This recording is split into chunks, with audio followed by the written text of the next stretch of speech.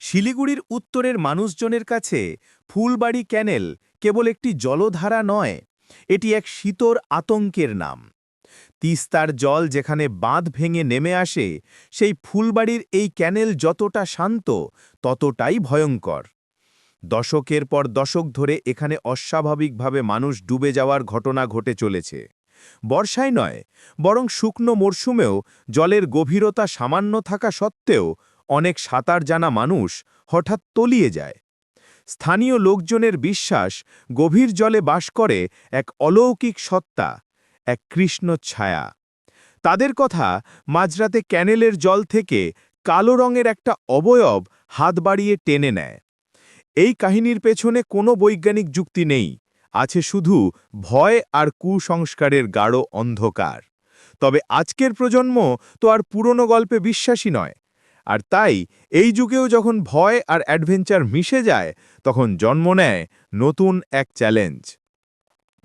গ্রামের 4 যুবক, অর্ণব, বিক্রম, রোহন এবং সুজয়, 4 জনই শহরের কলেজ পড়ুয়া, আধুনিক প্রযুক্তিতে বিশ্বাসী এবং ভুতুড়ে গল্পে অবিশ্বাসী। তারা একটি স্থানীয় ইউটিউব চ্যানেল চালায়, যেখানে তারা নানা রহস্যময় জায়গা ঘুরে ভিডিও করে। সম্প্রতি তাদের চ্যানেলে ভুতুড়ে কন্টেন্টের চাহিদা বেড়েছে। একদিন রাতে আড্ডার মাঝে ফুলবাড়ি ক্যানেলের কৃষ্ণছায়ার গল্প উঠল। অর্ণব হাসতে হাসতে বলল, আরে বাবা, জলে ডুবো যাওয়া মানে হয় স্লিপ করেছে, না হলে হার্ট অ্যাটাক হয়েছে, আর এই গ্রাম্য মানুষজন সেটাকে করেছে কৃষ্ণছায়া। চল, আজ রাতে লাইভ যাই, প্রমাণ করে দেব সব মিথ্যে। বিক্রম, যে সবার চেয়ে বেশি উত্তেজিত, বলল, একদম, লাইভে ফুলবাড়ি ক্যানেলের ভূত খোঁজা হবে, 1000 ভিউ তো নিশ্চিত। সুজয় কিছুটা দ্বিধান্বিত ছিল। তার ঠাকুরমা প্রায় ক্যানেলের কাছে যেতে বারণ করতেন, কিন্তু বন্ধুদের চাপে সেও রাজি হয়ে গেল। রোহান ছিল ক্যামেরাম্যান, তার ওপর ছিল লাইভ সম্প্রচারের ভার। সেই রাতটা ছিল অমাবস্যার কাছাকাছি। আকাশ মেঘলা, ফলে চারিদিকে গাঢ় অন্ধকার। 4 বন্ধু মোটরবাইকে করে পৌঁছল ফুলবাড়ি ক্যানেলের নির্জনতম প্রান্তে।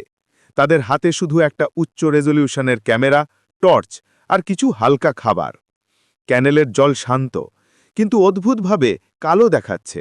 জলের ওপরের বাতাস ছিল অসহ্য রকমের ঠান্ডা। লাইভ সম্প্রচার। রাত তখন ঠিক 11:40 বা 11:40 PM। রোহান লাইভ সম্প্রচার শুরু করল। অর্ণব সামনে দাঁড়িয়ে সাহসের সঙ্গে বলতে শুরু করল, হ্যালো বন্ধুরা, আমরা এখন দাঁড়িয়ে আছি সেই ভয়ঙ্কর ফুলবাড়ি ক্যানেলের পাড়ে। এই সেই জায়গা যেখানে নাকি রাতের বেলা জল থেকে উঠে এসে কৃষ্ণছায়া মানুষ টেনে নেয়। কিন্তু আজ আমরা প্রমাণ করব এসব মিথ্যে। কমেন্ট সেকশনে মিশ্র প্রতিক্রিয়া, কেউ প্রশংসা করছে, কেউ সাবধান করছে।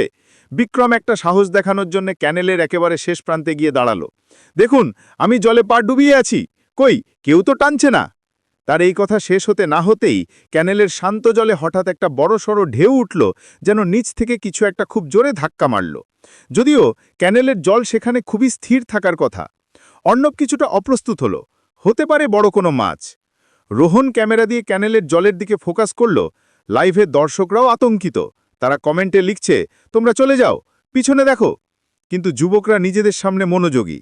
হঠাৎ সুজয় কাঁপা কাঁপা গলায় বলল, অর্ণব, আমার কেন যেন মনে হচ্ছে কেউ আমাদের দেখছে। অন্ধকারে এক ছায়া, চারপাশে টর্চের আলো ফেলে বিশেষ কিছু দেখা গেল না, শুধু ক্যানেলের অন্য পারে ঘন ঝোপঝাড় আর তার পেছনে অন্ধকার বন। অর্ণব রোমাঞ্চ বজায় রাখতে বলল, তাড়াতাড়ি কিছু একটা সাসপেন্স তৈরি করতে হবে। রোহন, তুই এবার ক্যানেলের উল্টো দিকে একবার ফোকাস কর। রোহন তখন লাইভ ক্যামেরাটি নিজের দিক থেকে ঘুরিয়ে ক্যানেলের বিপরীত পারে ঝোপের দিকে ধরল, এবং ঠিক সেই মুহূর্তে ঘটে গেল ভয়াবহ ঘটনাটি। ক্যামেরা যখন ঝোপের দিকে ঘুরল, তখন ঝোপ এবং ঘন অন্ধকারের পটভূমিতে পরিষ্কার দেখা গেল একটি অদ্ভুত লম্বা কালো অবয়ব দাঁড়িয়ে আছে। সেটা কোনো মানুষ নয়, সেটাকে কোনো প্রাণীর মতো মনে হলো না। কমপক্ষে 7-8 ফুট লম্বা সেই ছায়াটি, যার কোনো স্পষ্ট মুখমণ্ডল নেই, কেবল একটি আবছা কাঠামো, যা দেখে মনে হচ্ছে যেন কেউ কাঁচকলের অর্থাৎ তারপলিনের কালো চাদর মুড়ি দিয়ে দাঁড়িয়ে আছে। কিন্তু তার শরীরের গঠন মানুষের মতো নয়, অস্বাভাবিকভাবে লম্বা এবং সরু। সবচেয়ে ভয়ানক ছিল সেই ছায়ার প্রকৃতি। তার অস্তিত্ব ছিল শুধুমাত্র কালো রঙের। তার চোখ, মুখ, হাত কিছুই বোঝা যাচ্ছে না, যেন অন্ধকার নিজেই একটি আকার নিয়েছে। এবং তার শরীর থেকে টপ টপ টপ করে জল পড়ছে, যদিও আশেপাশে বৃষ্টি হয়নি। রোহন আতঙ্কিত হয়ে চিৎকার করে উঠল, তার হাত থেকে ক্যামেরা প্রায় পড়ে যাচ্ছিল। ক্যামেরার মাইক্রোফোন সেই সময় জল পড়ার শব্দটা খুব স্পষ্টভাবে তুলে নিল। Top top top.